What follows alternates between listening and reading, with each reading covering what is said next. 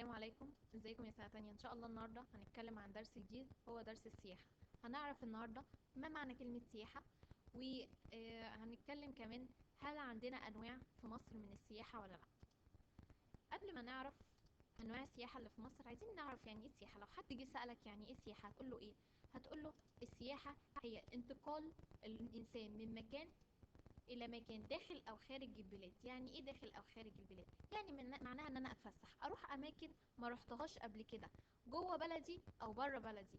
زي ايه جوه بلدي؟ قال لي زي الاهرامات، ان انا اروح مكان زي الاهرامات سياحه، هي ان انا اروح اتفسح في الاهرامات واشوف اجدادنا بنوا ايه. طب اروح مدينه زي مدينه الاقصر، اشوف فيها ايه الاثار الموجوده فيها. وكمان احنا ازاي عايزه اقول لكم ان مدينه الاقصر دي فيها ثلث اثار العالم.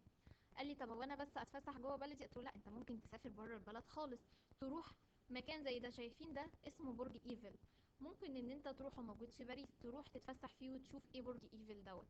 طيب، يبقى عرفنا ان السياحة معناها انتقال الانسان من مكان الى مكان داخل او خارج البلاد بهدف ايه؟ الترفيه او العلاج. يعني ايه الترفيه؟ يعني معناها ان انا اتفسح، اروح اماكن ما زرتهاش قبل كده. طب والعلاج معناه ان انا اروح اتعالج؟ قلت له ايوه، بس في مكان مثلا احنا هنتكلم فيه بعد شوية. عندنا في مصر مكان اسمه عيون حلوان، انت تقدر ان انت تروح هناك في المكان ده، وبمية المكان ديت ان انت تنزل فيها تعالج ألم. لو ألم موجود في جسمك، عظمك وجعك، تقدر ان انت تعالج الألم الموجودة فيها. يبقى عرفنا ان السياحة هي انتقال الانسان من مكان الى مكان داخل او خارج ايه؟ البلاد.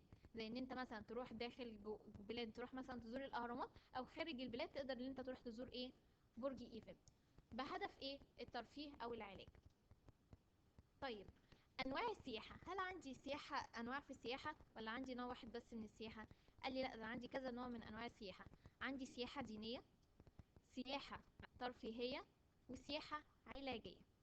قال لي السياحة الدينية زي ايه؟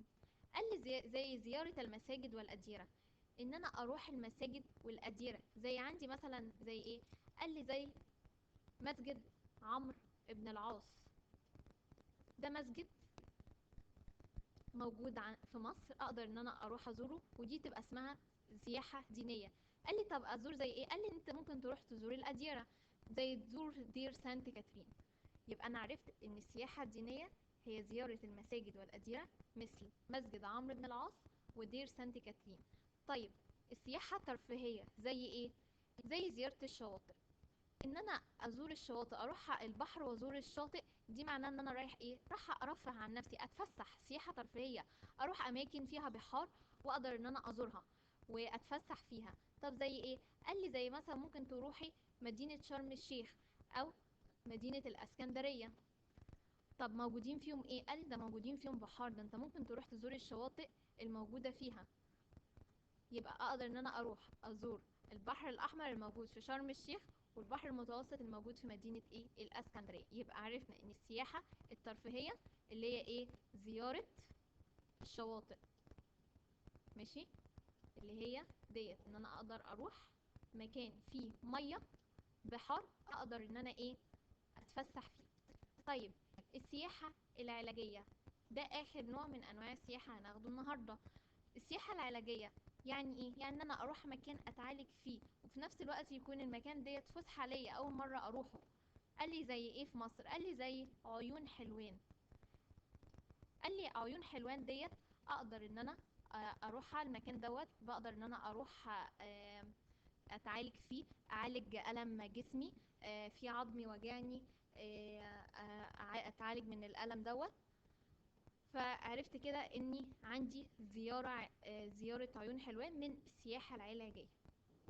طيب، تعالوا نحل مع بعض الاسئلة دي، والاسئلة دي تحلوها واجب في البيت. يجي يقول لي ايه؟ اختار الاجابة الصحيحة. يعني ايه؟ جايب لي سؤال وجايب لي كلمتين، هختار كلمة منهم هي بس واحدة اللي صح، هي اللي هختارها. يقول لي دير سانت كاترين من انواع السياحة الايه؟ الترفيهية ولا الدينية؟ الدينية.